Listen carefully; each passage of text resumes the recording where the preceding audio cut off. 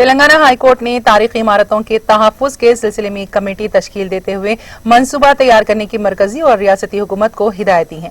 ساتھ ہی عدالت نے کہا کہ اس ماہ کی 22 تاریخ تک کمیٹی کا پہلا اجلاس منعقد کرتے ہوئے تاریخی مقامات کے تحفظ کے لیے بلو پرنٹ تیار کیا جائے گا۔ تاریخی عمارتوں گولکنڈہ گنبدان قطب شاہی کو نقصان پر میڈیا کی رپورٹس کا عدالت نوٹ لیا۔ بینچ نے اس معاملے کی سماعت کرتے ہوئے اس خصوص میں اس ماہ کی 12 تاریخ کو مرکزی حکومت کی جانب سے پیش کردہ رپورٹ پر عدم اطمینان کا اظہار کیا۔ حکومت نے اپنی رپورٹ میں عدالت سے کہا کہ ریاست میں 27 تاریخی مقامات ہیں۔